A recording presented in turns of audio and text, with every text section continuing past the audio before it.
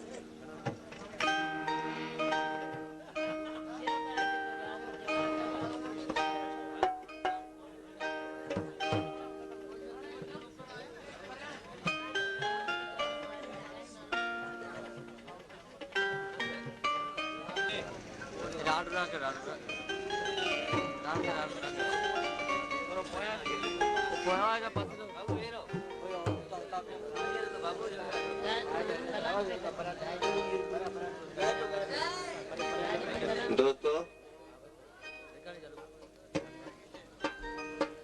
हिकिड़ो पहिरीं अनाउंसमेंट थियो त अली मोहम्मद खे दावत न आहे पर आयो आहे वेठो आहियां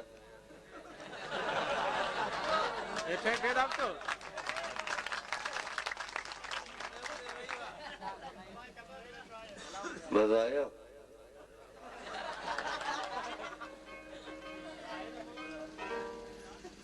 अकलमंद के लिए इशारा काफी अली मोहम्मद उन्हाई शायरी तमाम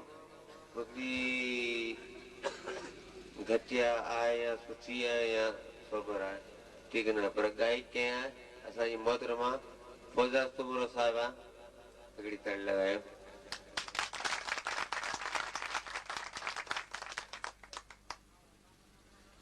जंहिंजे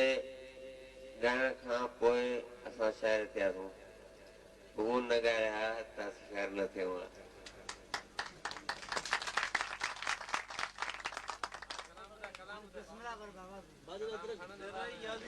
हू न ॻाया त असीं शाइर न थियूं आहे ॿी ॻाल्हि त वरी तव्हांजे साम्हूं हुन मोहतरमा जो शाइर अली महमूद आहे तव्हांजे साम्हूं ॻाईंदो कोन आहियां शायरी लिखंदो आहियां पर वरी असांजी भेण आहे हुन अर्ज़ु कयो असीं अची वियासीं स्टेज ते हुन ग़लति वञा या हीरा वञा माफ़ कजो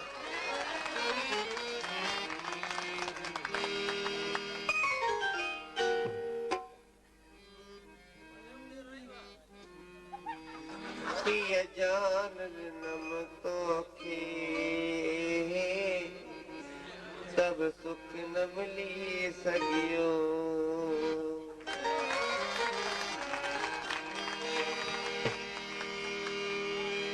जान नम तोखे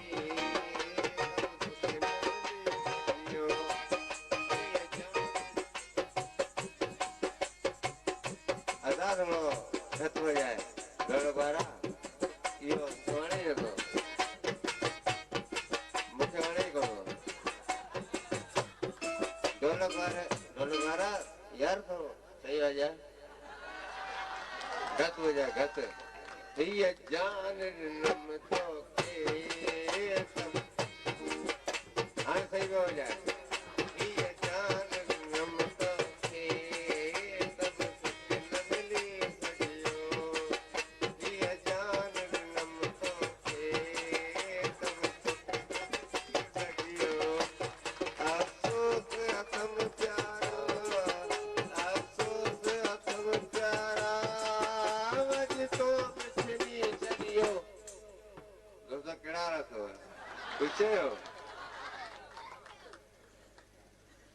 फिर इसके में आया ना